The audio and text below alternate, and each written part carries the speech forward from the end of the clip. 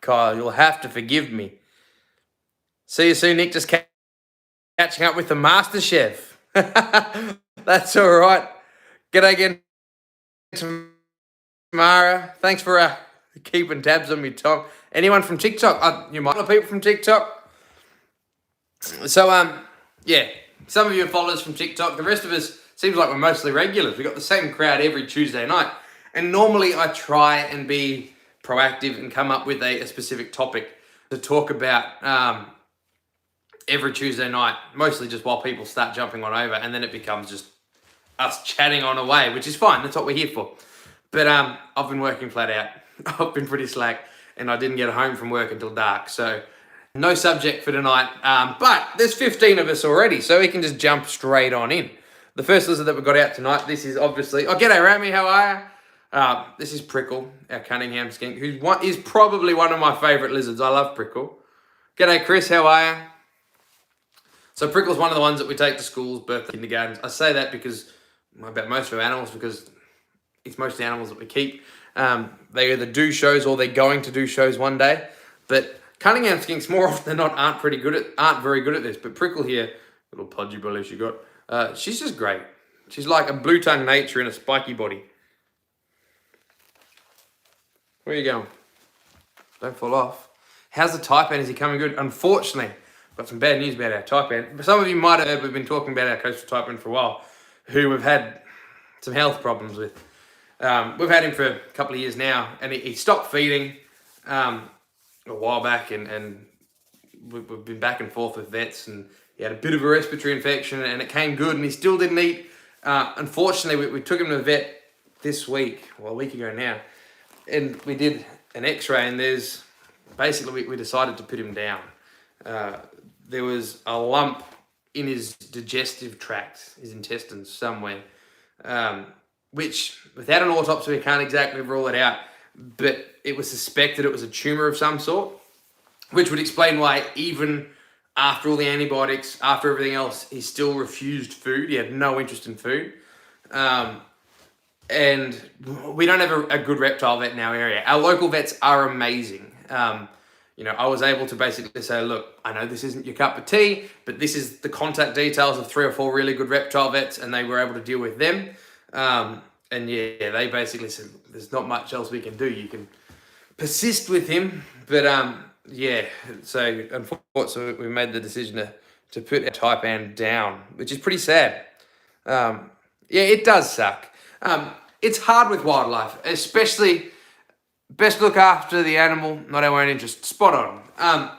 The sad thing is and it takes a lot of, well, you never really truly get used to it. But when you've got, the more animals you have, there's always somebody sick or that needs something worked on at the time. And it becomes easy to start to think to yourself, well, is it because I'm not doing it right? Am I not a good keeper? Am I not looking after them? Should I have picked up this or that? And sometimes you've got to remember it's basically a numbers game. If you have one animal, the odds of something happening to that one animal are slim.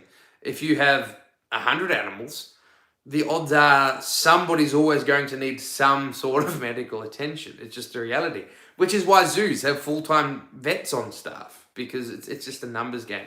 So look, it's sad, man, and it's taken, it's something we've got to try not to, I suppose, get too, to be sad and to keep moving rather than to, I don't know, to dwell on it, I suppose. But it is pretty sad. I love that snake.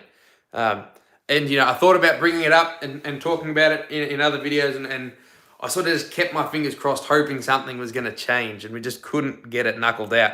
And when we found this lump, I'd love to have done an autopsy, but like my local vet said, look, we really don't know what we're looking at. And yeah, it sort of became, just for my own morbid curiosity, I'd rather take him home and bury him. Losing your Lacey made you feel it. Well, I know you love that Lacey, Shannon. You've got some amazing reptiles over there as well. So yeah, thank you for everybody. What's the most uncommon python kept by keepers? In Australia? Well, the Owen Pally python would probably be the most uncommonly kept python. There'd be maybe a dozen, maybe 2 dozen people keeping Owen Pallies in Australia.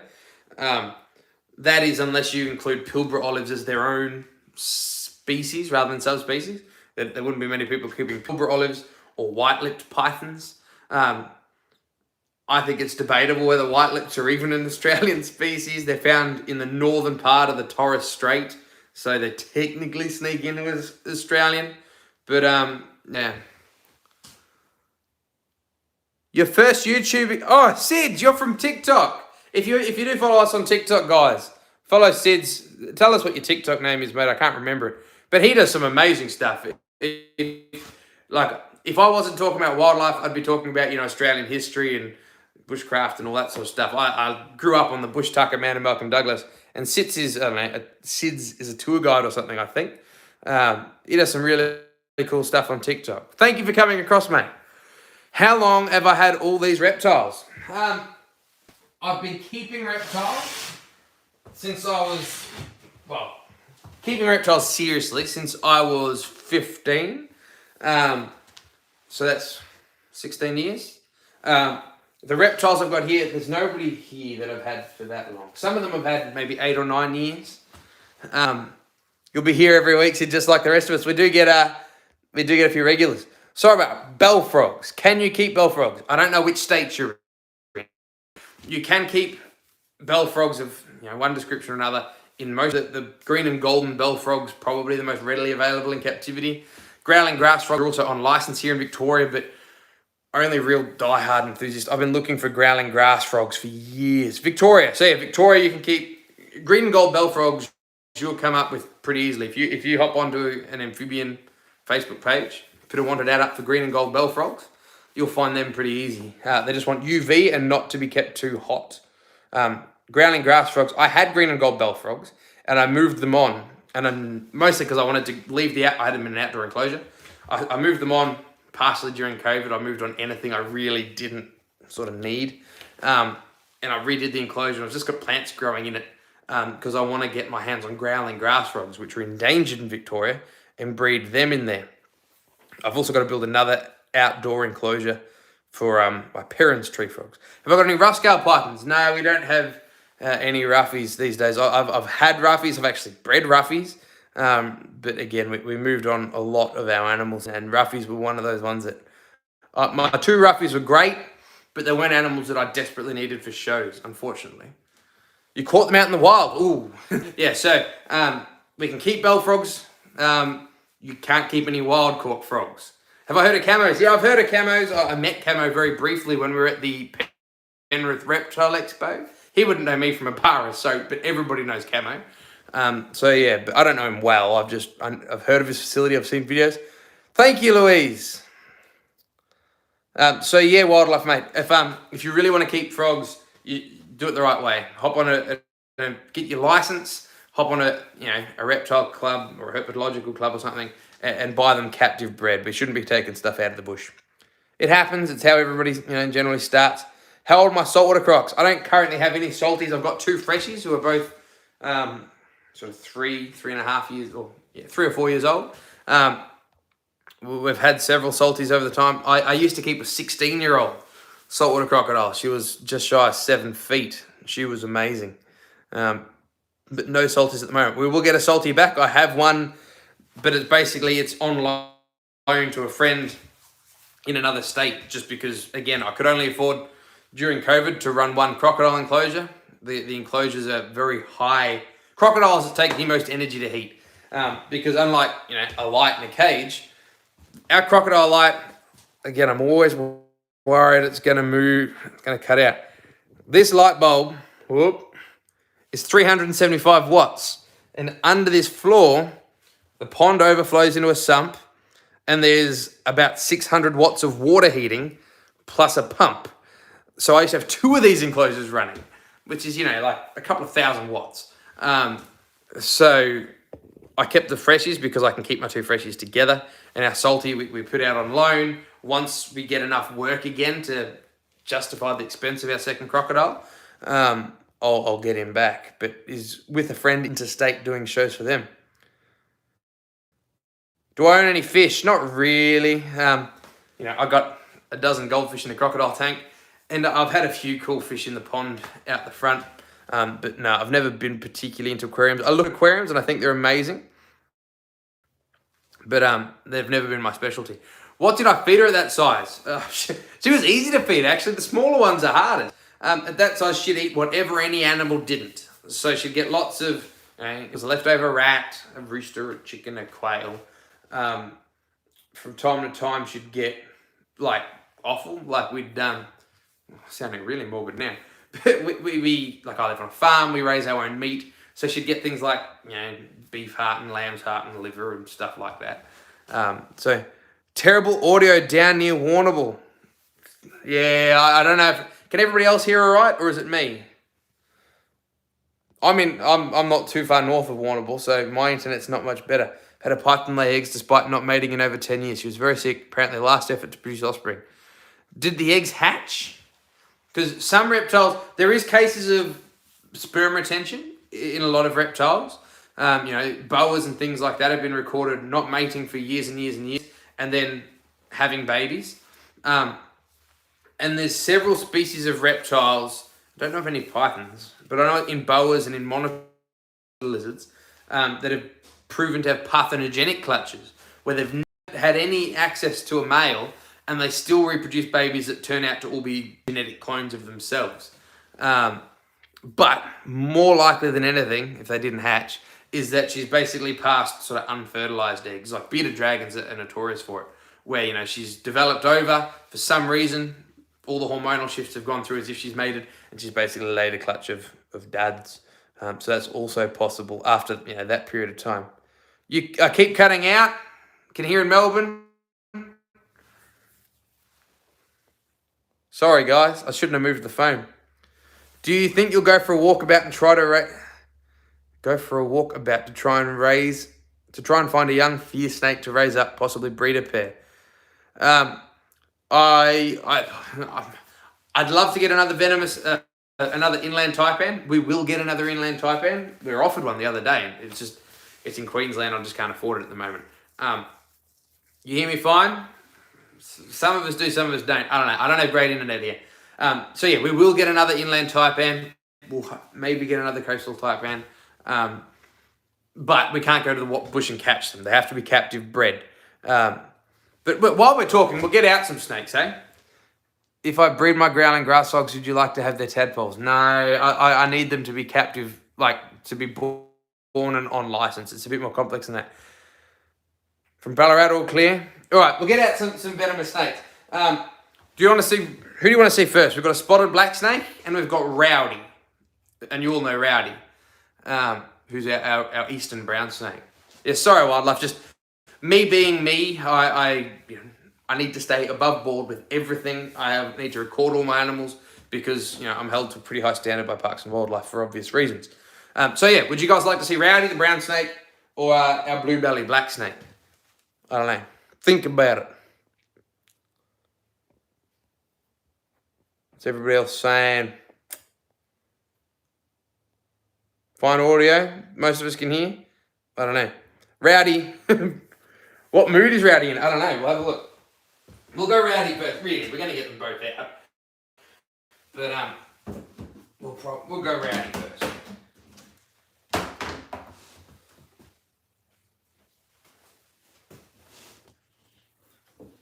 Hang on. Before I get Rowdy out, maybe we'll move this around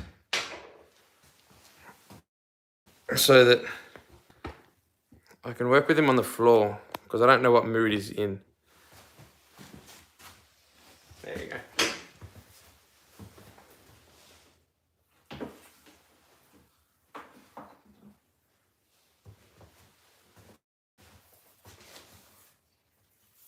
Alright, so all you guys I don't know if he's in frame.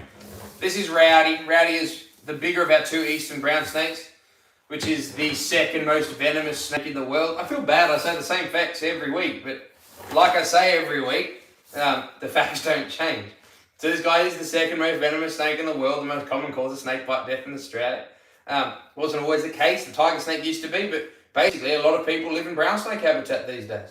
Are you going to be nice enough that I can pick you up and show you everybody close? Oh, he thinks he's being tough today. squatting. Be nice. Really, we do this every week. You should know that I'm not going to hurt you.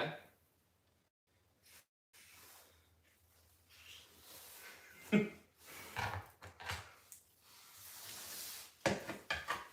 just got your tail wrapped up there.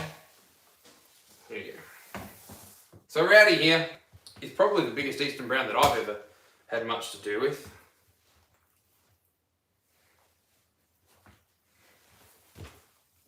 Stop coming up this way. Look out that way. You just don't want to sit today. There we go.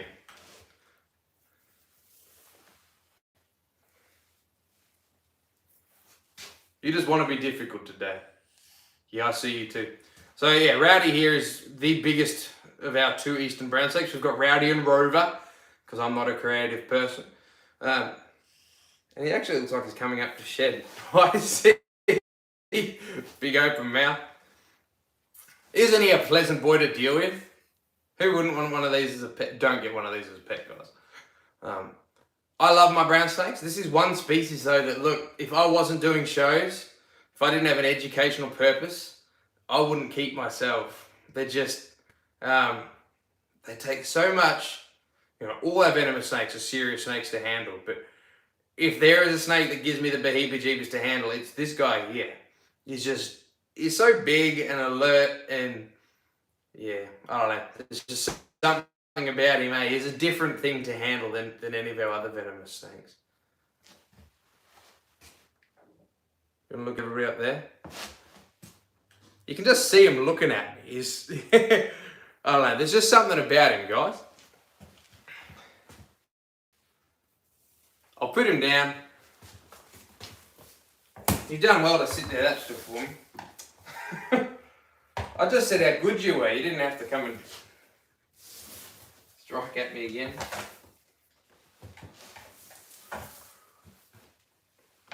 Alright.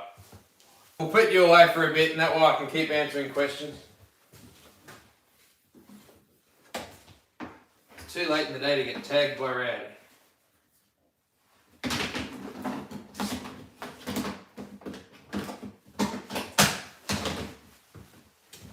Whew. Fancy that.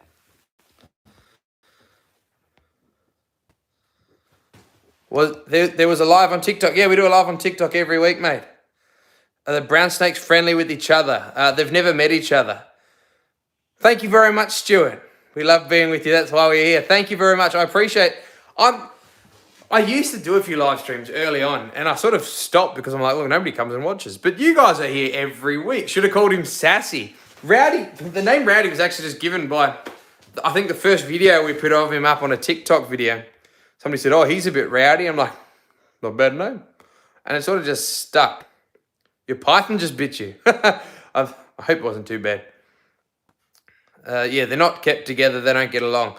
Yeah, Rowdy's definitely a male. I haven't sexed the other one.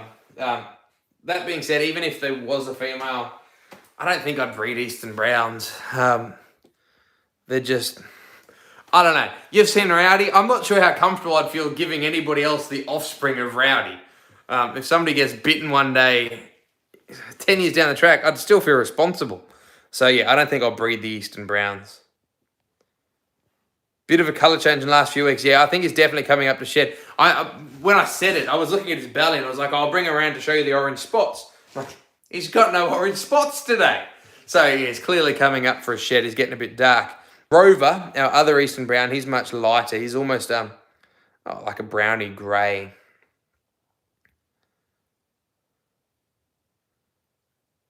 Blue belly black. Yeah, we'll get the blue belly black in a minute. Question I have is, how would you compare Rowdy's behaviour to a black mamba's behaviour? I haven't handled any mambas. Dingo, if you're watching this video at any point in time, it takes every ounce of strength I have to say mamba, not mamba. I hope you're proud. But I haven't handled mambas before. So I can't really say. I'm told by some people have handled both. Tell me that, look, Eastern Browns are like a smaller version. And then other people who've handled both say they're nothing like each other. You know, the Mamba is, you know, a whole different ball game. So look, if anything, videos and footage I've seen of handling Mambas, the Eastern Brown might be just as mean, but he's not arboreal. He's not as athletic coming back up himself. So like you can see when I have this fella on the ground, yeah, he wants to bite me. There's no if, buts, or maybes, but he's not going to come up and bite me much past the knee. Whereas, you know, there's footage of Mambas flying past your ear. Can we see a scorpion? I actually have the scorpion here tonight. So yeah, I can show you the scorpion. Hang on, I'll bring this a bit closer. Oh no, I'll leave it there for when I get out the other side. I've got a Sydney funnel spider. I might be doing a video. Yeah, I've got to film the video, but I'm running out of content. So my goal was to put out a funnel web video this Sunday. I don't keep many spiders. My other half thinks I have one too many spiders already, and that's one. But I do keep the one scorpion as well. So this guy, Dingo says Mamba. I can't say it. I do my best to say Mamba because that's what he says. Because he always says Mamba, or as the Australians say, Mamba. And I probably do say Mamba. So I've been doing my best to say Mamba. I hope he appreciates it. So yeah, this fella here is or girl here, beautiful lady she is a Flinders Ranges rock scorpion.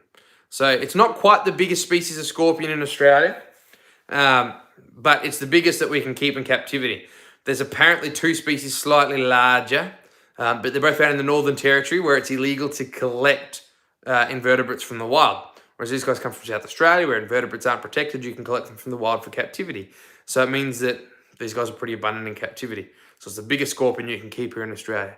The males are slightly longer than the females. They're not as bulky. They're actually a smaller scorpion, but they're longer. And the reason they're longer, even their scientific name is elongatus, basically about their length, is females will eat the males if they can. So when they mate, they basically lock pincers, and he has to have a tail long enough that he can sting her without her being able to reach him to sting him. Because if she can sting him, she'd eat him. Whereas if he stings her, he can just quieten her down enough that they can mate and they can pass ways without him ending up lunch. So yeah, we've had this girl a little while. The person that sent us to us thought that she might be pregnant. And look, she might be. Because these guys are gravid or pregnant for 11 plus months, a long time. Oh, Kyle, thank you very much. So yeah, who knows? Maybe we'll have baby scorpions at some point in time. It'd be pretty cool. Ever heard of mouse spiders? I have. There's some pretty cool mouse spiders around. Where do I keep my wombat? Our wombat's enclosure is about 50 meters that way. In basically, I call it the island. It's the big roundabout in our front yard. I should do a follow-up video on our wombat enclosure, but there is a video a long way back, like 2.5, 3 years back, on our channel of us building the wombat enclosure. So we're pretty lucky that I live on a farm and have earth-moving machinery because we had a backhoe. We took all the dirt out, put the fence in, laid chain mesh underneath, and replaced all the dirt on top. So there is an enclosure. Can we see the wombat? I'd love to. There's lots of videos with that wombat. I was actually going to bring her up here tonight, but I didn't get home until after dark. So yeah, but we will do a live stream with the wombat at some point in time. One day I'm working on trying to figure out how I can get good enough internet around the thing that I can take the camera and take you guys around the aviaries and the outside enclosures. But currently, even if I move the phone around in here, I lose connection. But we will do a tour at some point in time. As far as the mammals goes, you know, we keep possums and sugar gliders and squirrel gliders, and I'd love to bring those on for a live stream. But the time we do it, 8:30, they're all feral. It's dark. It's their time. They don't want to be touched. The wombat, you know, I could maybe bring her in and let her wander around here. The only thing is I wouldn't get out anything venomous for that night. So, yeah. G'day, Tezza. How are you, mate? Can we see some frogs, small animals, birds? We can work on a frog. I do have some frogs up here. Hang on. Off your beautiful darling. So I don't keep a great deal of frogs these days. I do have a couple of species. The only frogs that I keep in here are some magnificent tree frogs.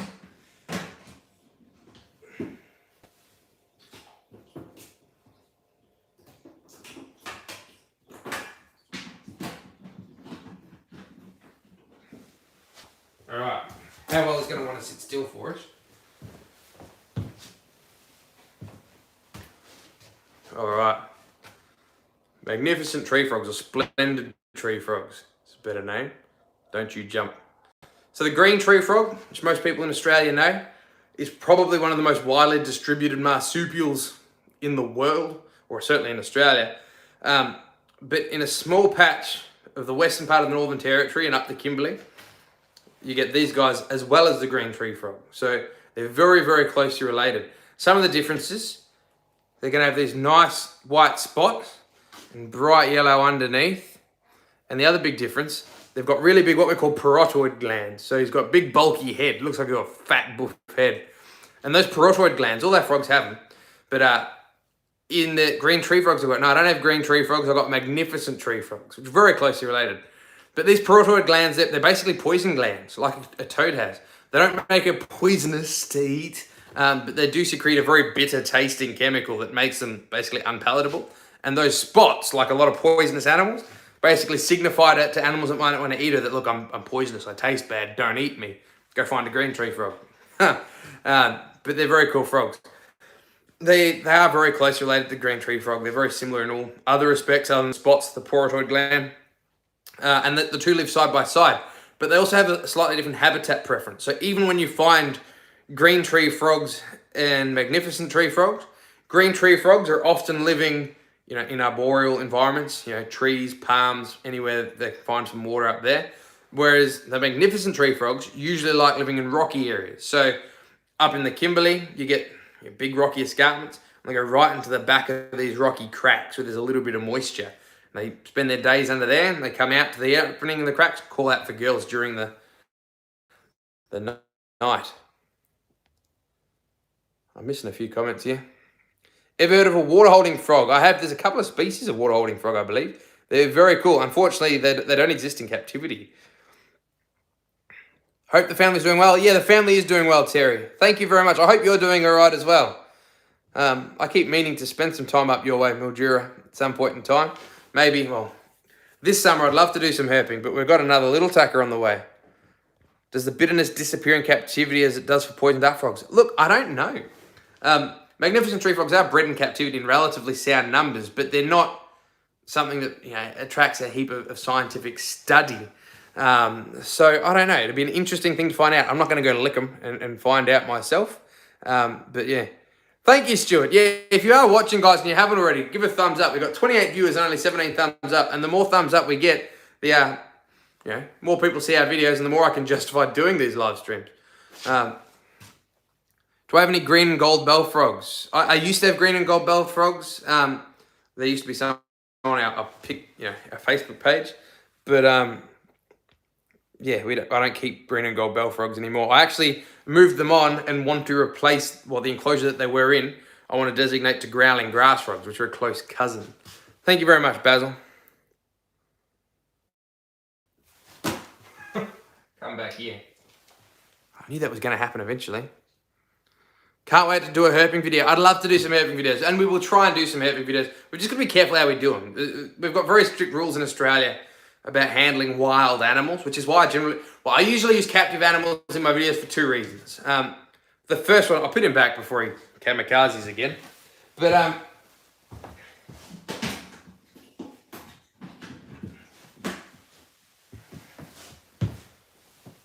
a few reasons why I generally use captive animals in our videos. The first one is, look, it's convenient. I can do videos every week. But the other two is it's a legal issue. We're technically not meant to handle wild animals. And while the average Joe is not going to get in trouble for it, I can't exactly plead ignorance. I have a permit. I deal with Parks and Wildlife all the time. They'll say, look, you should have known what you were getting into.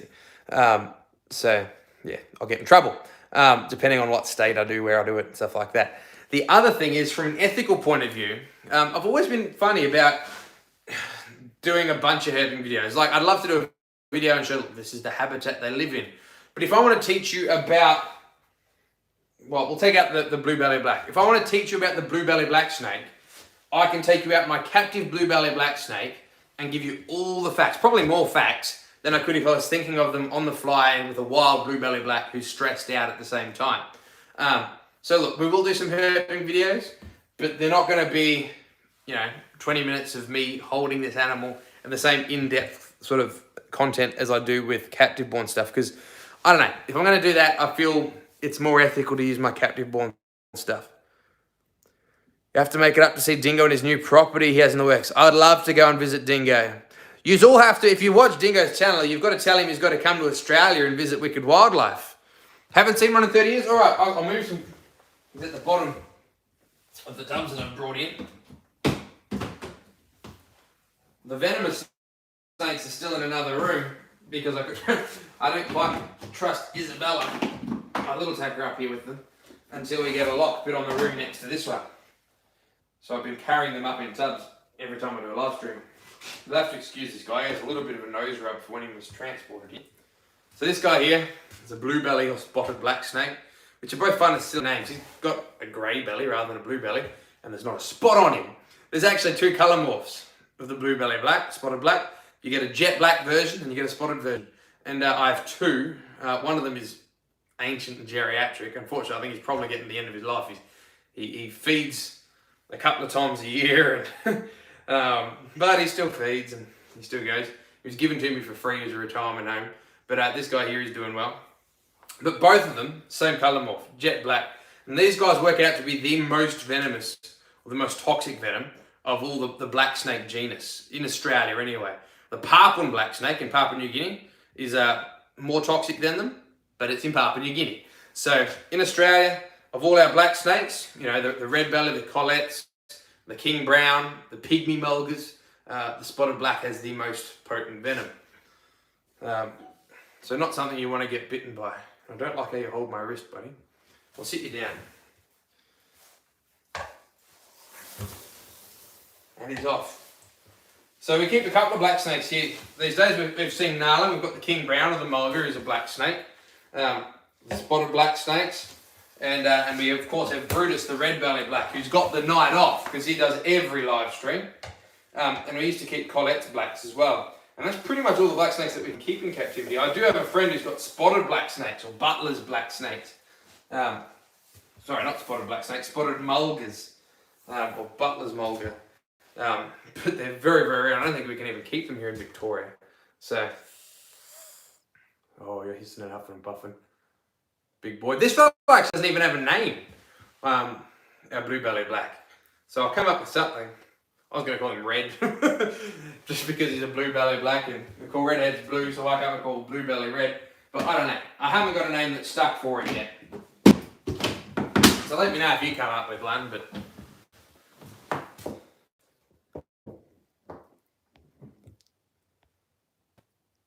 Yeah, so we're not allowed to film we're definitely not allowed to film snake catches. I've got friends who asked full-time snake catchers, and they've had Parks and Wildlife come and knock on their doors and want to issue them fines for filming snake catches. So I'm not saying I agree with the rule, but I just try and abide by the rules.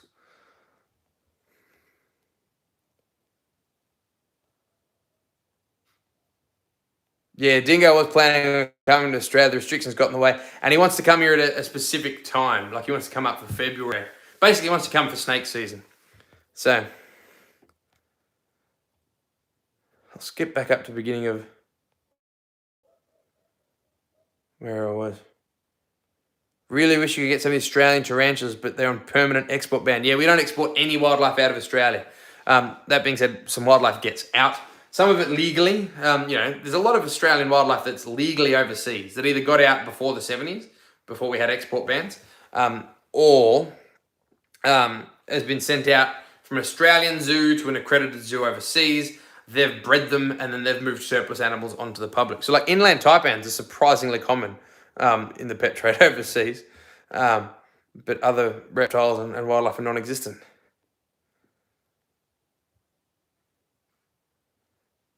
Let me Scroll through and see what I've missed. Do I do snake removal? Yeah, so I do a little bit of snake removal, not as much as I used to, just because nobody wants to pay you for the snake removal here. And look, it shouldn't be about the money, but I have to pay for the permit to remove snakes. So I don't really do much these days. I just do it under other people's permits if they can't make it out.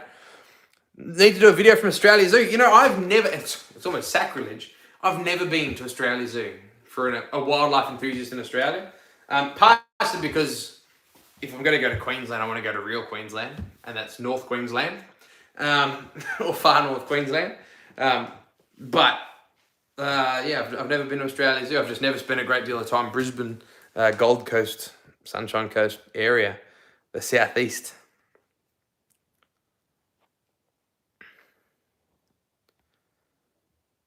Name him Gorgeous George. We could maybe go. Oh, I've had a mulga called George for years.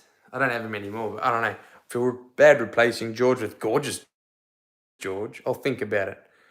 Do I have any rainforest snakes? None of the species I have here would be like species that are found in the rainforest, I suppose. Like the diamond python's found in the cool rainforest, like temperate rainforest. Do I have any dragons? I do have some dragons. We don't have Moloch or thorny devils. Don't do very well in captivity, outside their natural range. But I do have some dragons. I can show you one in a minute. Black Beast. George will be a good name. I could maybe have another George. Sad thing, Australia's lost too much of our wildlife recently, especially mammals. Yeah, we've lost a lot of our animals. Actually, speaking of mammals and endangered mammals and all this sort of stuff, I do have, I don't know, maybe I'll get your opinion on it. I was recently, and by recently I mean yesterday, offered a pair of female brush-tailed bettongs. And I haven't said yes yet, because, you know, I've got to have a serious think, because it's more resources and whatnot. But I don't know if you guys know what a bettong is. But a bettong is like people know them as rat kangaroos. You know, tiny little kangaroos about the size of a rabbit. And I used to breed rufous bettongs, which are native to New South Wales and Queensland. But the brush-tailed bettong used to be found over 2/3 of Australia. It's now extinct almost everywhere except the far western corner of Western Australia, and it's been released in a few fenced-off reserves. But I was offered female brush-tailed bettongs, and if I could track down a male, I could breed critically endangered brush-tailed bettongs. But I don't know. I haven't said yes or no. I told them I'd think about it.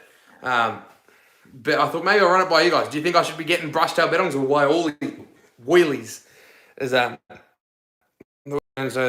How cute they are. Cute. Are they like a bilby? They're a little bit like a bilby. Bilbies are technically bandicoots. They're in the bandicoot family anyway. Whereas bettongs are... so bandicoots, bilbies are what we call polyprotodonts. So the marsupial family breaks into two major groups. There's diprotodonts, and it means two types of teeth. Basically, the front ones, incisors and molars. So wombats, koalas, kangaroos, and kangaroos includes wallabies, bettongs, all that sort of stuff, are diprotodonts. Polyprotodonts means many teeth, are things like quolls, Tassie devils, and bandicoots fit within that because they eat plants and animals, and they've got a variety of teeth to accommodate that. So even though they look similar, bilbies and brush-tailed bettongs, they're actually fairly far apart. What status of bilbies in my state? The list is extinct in Victoria. So the brush-tailed bettongs also listed as extinct in Victoria. While I was doing my research.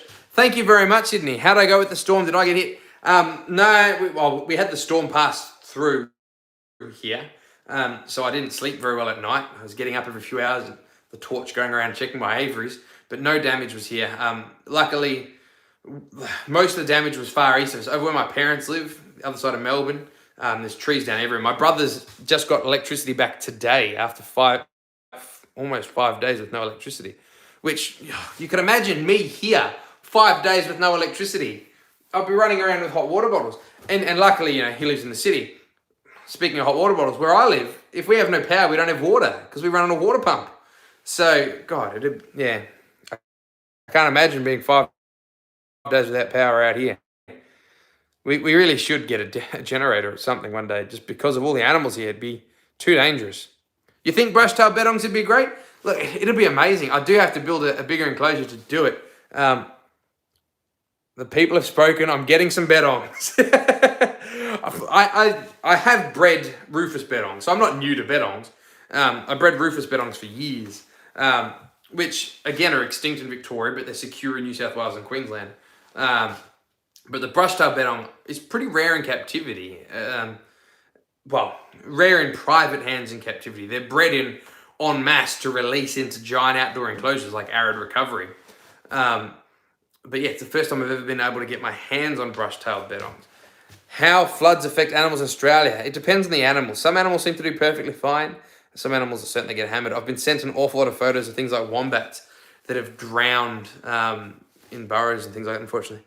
Am I happy that Tassie Devils will soon be on the mainland?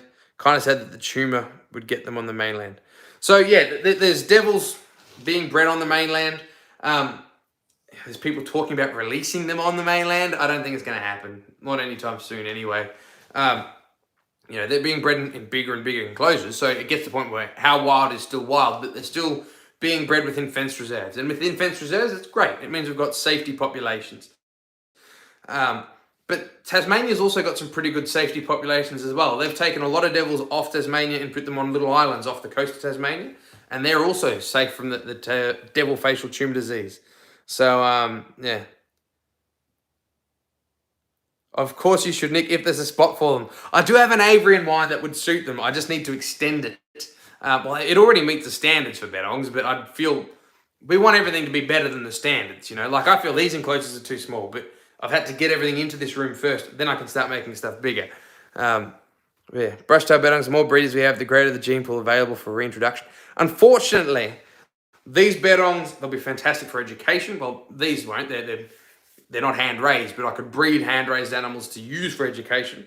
But the reality is they'll never be used for reintroduction. The vast majority of captive bred animals aren't suitable for reintroduction because you need to have kept basically like a stud book going back generations and generations. Most zoo animals don't meet the standards for reintroduction. What do you see? It's just a fly, buddy. There's a fly crawling across the floor, and Elliot reckons he's got to go get it. But you've got very sharp claws.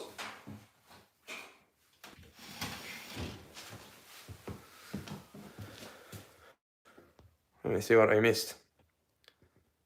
Do I have any bearded dragons? I do have one bearded dragon. She's as old as the hills, and she lives inside because she's my daughter's favourite animal. So maybe another time I can bring her around. She doesn't look very flash. She is old. Well, we think she's old. We've had her for 10 years, and she was an adult when she came to us, and she was pretty neglected when she came to us. So, yeah. Can we see what native birds we have? I don't have any native birds in here I can show you, but maybe next live stream I'll bring, if I can get everything organised before dark. I don't like catching them up in the dark. In the dark they can get a fright and they can fly into the aviary wall. So I try and avoid going in the bird aviaries in the dark.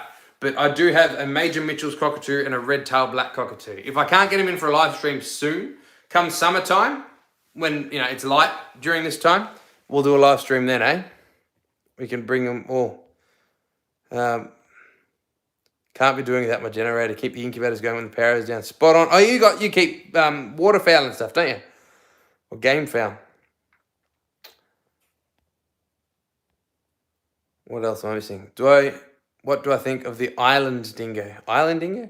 I have been to Tasmania a couple of times. I love Tasmania. It's a beautiful place. We'd like to go down and do some videos, but currently they probably don't want us there. Adore the water dragon. They are huge. They're good swimmers. They're fantastic swimmers. Actually scared of frogs. Can I have echidnas and platypuses in captivity? Not really. So like private people definitely can't. Demonstrators, I know demonstrators around the country who have echidnas, but they're very, very hard to get. As a general rule of thumb, all our animals have to be captive bred, and echidnas do not breed very well in captivity. And the reason being, echidna mating, the Fraser Island dingo, sorry. I've got an alpine dingo, and the Fraser Island dingo, they think, is actually closely related to the alpine dingo rather than the desert dingo, strangely enough. But, yeah, so what was I talking about? I forgot. Somebody remind me.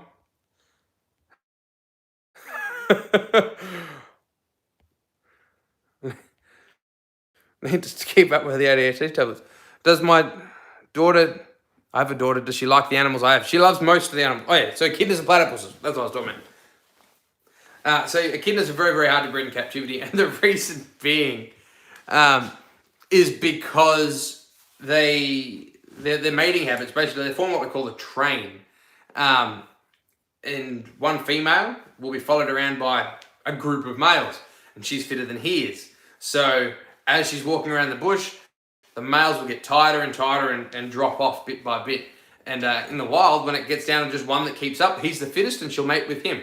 The problem is in captivity, you put him in a small enclosure the size of a room, and old mate at the back gets tired, drops off, she does another lap, and he just hops back on the train again. She never cuts it down to the most fit male echidna, and as a result, they don't breed very well in captivity. The only places I know that have bred echidnas well in captivity basically keep them not in public display enclosures, keep them in huge fenced off areas where they live like wild echidnas. Platypuses are almost impossible. Still haven't seen the dingo. I will get you a photo of the dingo tomorrow, I promise.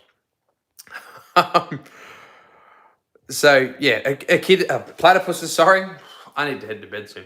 Platypuses are almost impossible to keep. There's only 8 or 9 facilities in the world that keep platypuses. Just because, for a start, you need a massive amount of filtered clean water. You need a yabby farm to feed them, and they're very, very hard to breed. We herping if you come down that way. We can go herping. If you're going to come down this way, this year's going to be a bit of a brief herping season for me, but September, October, November, best time of year for herping here. We can do like big desert. I can promise you shinglebacks. I can promise shinglebacks coming out your ears.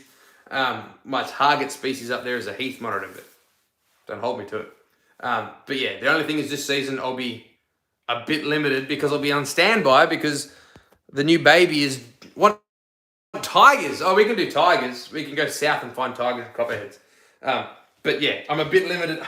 I'm not sure how much herping I'll do this season because my other half's due to pop in like late September. I know, she had to do it right at the middle of herping season, but she's going to get it out of the way by rodeo season so I can at least bull ride maybe if I can get fit enough again. They're trying at Currumbin Wildlife, but they don't succeed, yeah. Can I keep Dunarts? I've kept Dunarts before. I like Dunarts. I just, they've got very short lifespan, so I sort of just stopped replacing them. Yabby farm. Platypuses love yabbies. They do.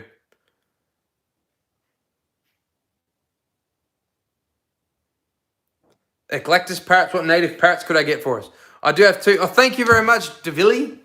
How much do I do much with spiders? I've got one spider. Look, because you were kind enough to give us a super chat, everybody asks to see the spider. I'll go and get her.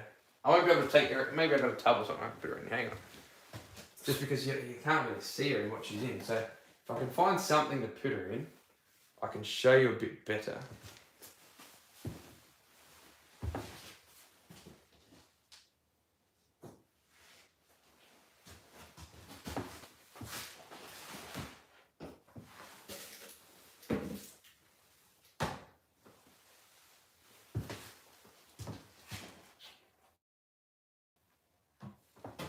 Oh, I'll find something. Hold on, Billy. Since you asked about spiders,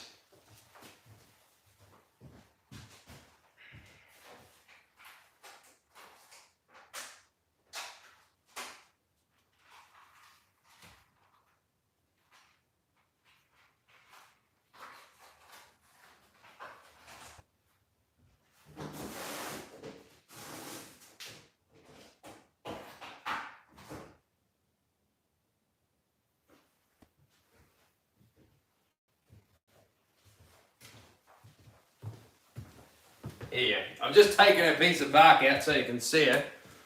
And let me find a pair of pencil will do the trick. I don't know how well this is going to work, Devilly.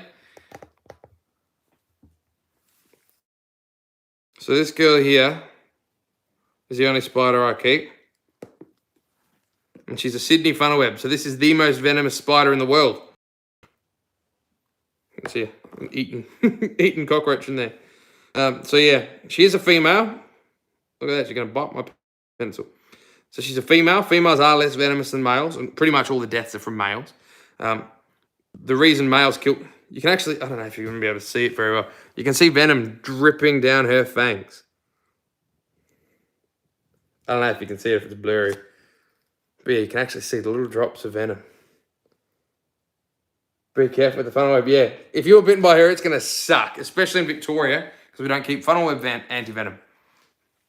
She got some attitude. I don't blame her if I'm being poked by a pencil in a giant. I know you can feel me breathing on you.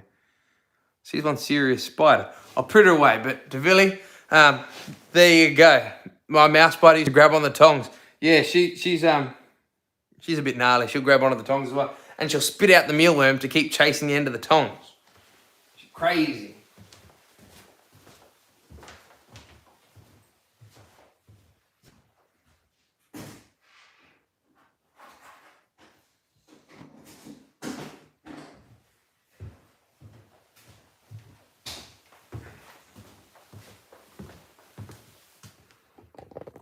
All right.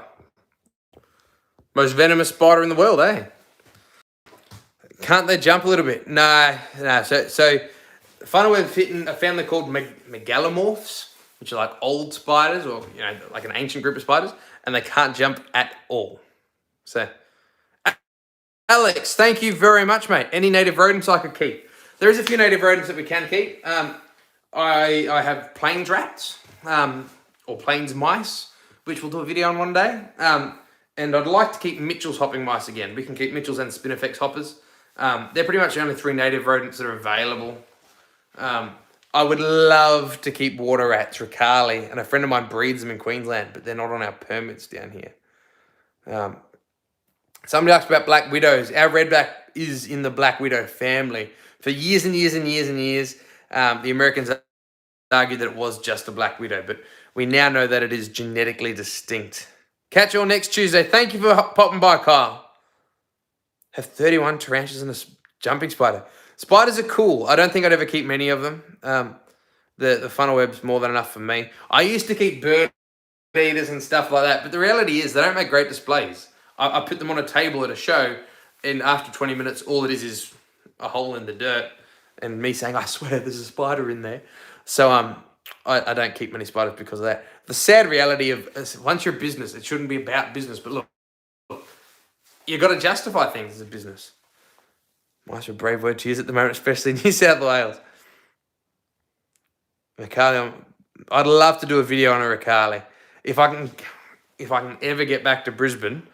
We were meant to be in Brisbane last weekend, doing all the videos we wanted to in Brisbane.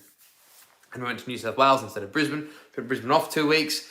Thought everything was going to be fine. And then lockdown happened. And Queensland said nobody's allowed to come up here. That we're now allowed to, but now we're lambing. And I can't leave the property for more than sort of 24 hours. So, yeah, I've got to wait for lambing to finish now. How friendly are the Ricardos to handle? I think he's got 1 or 2 that are handleable up there. Australia has some weird looking rodents. We do. We've got, I think it's 60 species of rodent here in Australia. We've got a lot. They've been here for between 1 and 4 million years. Private people can't keep flying foxes. I've kept flying foxes under a specialist permit here. One of the coolest animals I ever had was a black flying fox called Petrie. And he was given to me because he was too humanized to ever sort of re-establish into a captive colony. He had no flying fox social skills, I guess. So yeah, get bit by an exotic snake would be scary, especially with no antivenom. Yeah, so I used to work at a wildlife park that we had spitting cobra, Mozambique and Siamese spitting cobras, which have different antivenoms because one's an Asian spitter and one's an African spitter. We also had Indian cobras. I think that was pretty much all the exotic venomous stuff. Oh, and Uruguayan rattlesnakes. We had a few other exotic venomous stuff. And even though we had the most venomous snakes, taipans and brown snakes, we were basically told a bite from the exotics is going to be a whole heap worse than a bite from the taipans because the antivenom, we did have antivenom, but it's lousy stuff. It's made in, third world conditions in another country, and it's probably out of date here in Australia. So yeah, I'd rather a bite from any Australian snake. Do I have a video on Petrie? No, I don't. So we had Petrie maybe 10 years ago, well before I ever did YouTube. So yeah, maybe I'll get another flying fox one day if one gets offered to me. But the reason I don't keep flying foxes now is they're a colony animal. They really need to be in a group of several, so hundreds of them sometimes. And the only reason I sort of had Petrie by himself was a friend of mine who had 20 flying foxes living in a big aviary at a zoo said, look, this one can't live with other flying foxes. He needed a home where he was just going to be interacting. So he lived in my house, and he was extenuating circumstances. Yeah, it is a bit sad about the type end, really, but it is what it is, I suppose. Do I have any native blind snakes? What non-venomous snakes do I get? So we've got a lot of non-venomous snakes in Australia. We've got 180 species of snakes, 100 of venomous. That means 80 non-venomous snakes. So, our pythons, both of them, I reckon they both know they're going to get pulled out. We've got a whole heap of pythons. There's more pythons than any other country in the world. We've got a bunch of colubrids, green tree snakes, keelbacks, Maclay's water snakes. They're all non-venomous. File snakes, all the blind snakes. What's the favourite animal I've ever kept? Petrie the flying fox would be pretty close to it. He was basically like a flying chihuahua. He wasn't a very good flyer either. Even though he could fly, he'd flop off his perch and crawl across the ground to look up at me and get picked up. Love the amethystine python. I do love the scrub python. Scrubbies are pretty cool. I don't know. I couldn't say a favourite animal I've ever kept. Favourite animal to work with, I loved doing big crocodile shows. Like doing crocodile feeding for the public, which is, it's the coolest job I've ever had. I'd be feeding crocodiles every day if I could still. Do I have other carpet pythons? We've got a few carpet pythons. I've got the two that I brought out today. I can get at this guy. He'll probably bite me.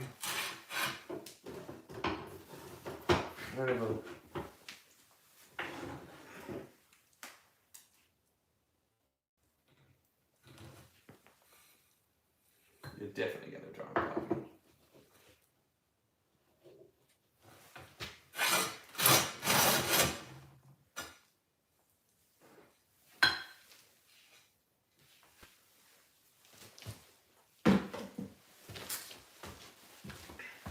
I will get one out, I promise. He's only a little, but he's determined to eat me. I'll feed you tomorrow, I reckon. Must be due for one.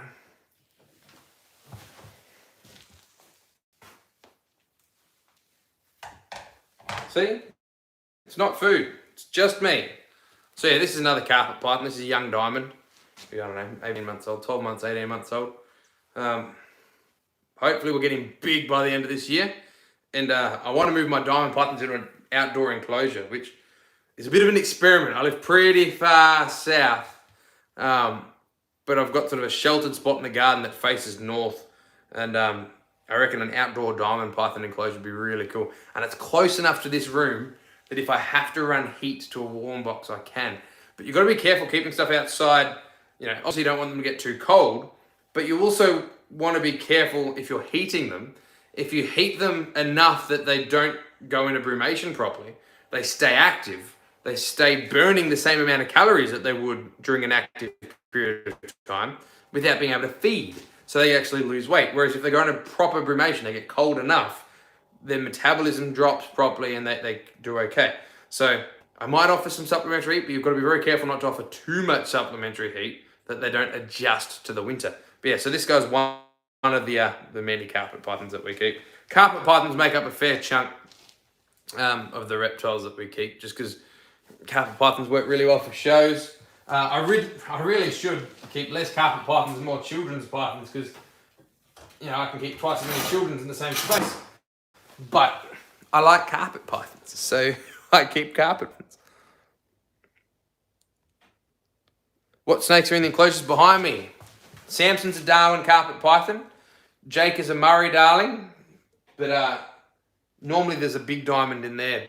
But she's gone a bit funny since she came into this room. The old room, it's just me every now and then. Here, I'm in here all the time. People walk through all the time. And since she moved here, she just went a bit funny. So I've put her in the other room. She may move into the top one, which is like above my head height, so she can feel a bit more secure. The bottom one's Elliot the water dragon. So, night Alex, thanks for dropping by. G'day in Amsterdam, how are ya?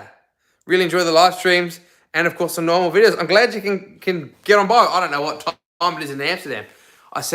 You said you could get bandicoots, like maybe stripe. The northern brown bandicoots are on my permit, but they're very hard to get. Where I live, eastern barred bandicoots. The eastern barred bandicoot was considered extinct on mainland Australia, and it was rediscovered in my town at the tip, living in car bodies. And they caught them and they put them in a big cage, big enclosure, the other side of my town. And they've bred them up in there. But unfortunately, we can't keep them. They're very, very strictly controlled. And the only places that keep them breed for release. Yeah. Pygmies are so cute. You mean pygmy pythons? So yeah, I could keep bandicoots. I'd like to, but look, I can't keep everything. But these burrowing bedongs, brush-tailed bedongs will be. Have I had any success breeding red bellies or other vens without brumation? No, I've not bred huge numbers of venomous snakes. The only venomous snakes I've bred, like myself, would be tigers. But we bred when I've worked at other facilities, I bred uricur and rattlesnakes, and Siamese spitters, which we had to stop breeding. We started putting their eggs in the freezer because nobody else wanted the Siamese spitters. But tigers, whenever I bred them, and I bred them a couple of times, I always brumated them. And people I know who breed other, red bellies, copperheads, cool climate snakes, they seem to brumate them. The Siamese spitters, they're a tropical species that they don't have a brumation. And we had an issue with them. They just breed all year round. Do I breed skinks and geckos? I don't keep any geckos these days. I have bred levis, the knob-tailed geckos, and Underwatersaurus millie, the thick-tailed geckos. So I bred them. And as far as skinks goes, I don't try and breed any skinks, but every year we have a few eastern blue-tongue skinks, a couple of blotched blue-tongue skinks. Most years there's 2 or 3 baby shinglebacks pop up in the outdoor enclosure. So a few things. Ada is off to bed. Good night, Ada. Thanks for watching.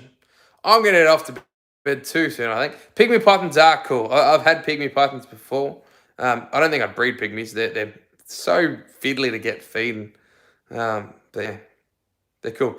But yeah, I'm not the best person to speak to about breeding venomous snakes, but I've bred a few. Blue-tongue skinks are great animals. They're very cool. I keep most of mine outdoors. I just keep the only one I keep in here. She's only in here during winter. Where are you, Heidi? So that I've got a blue-tongue to bring to shows during the winter months. Is my Alpine blotchy.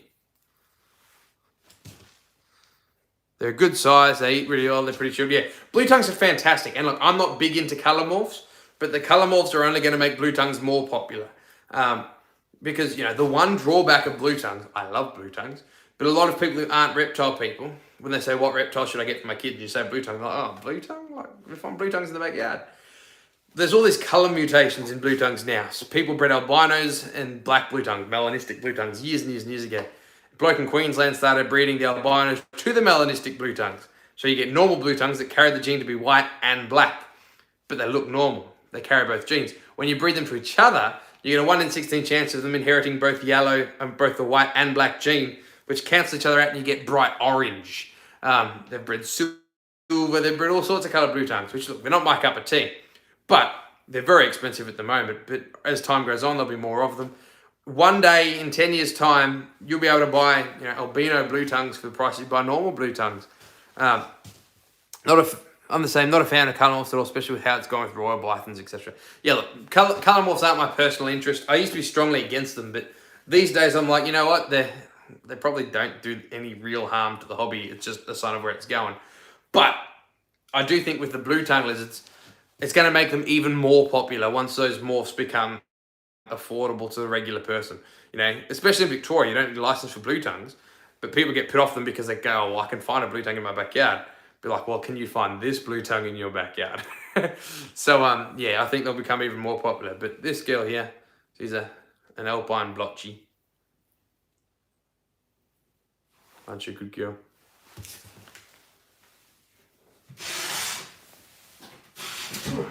All right, guys, we're going to hop off in a minute, I think.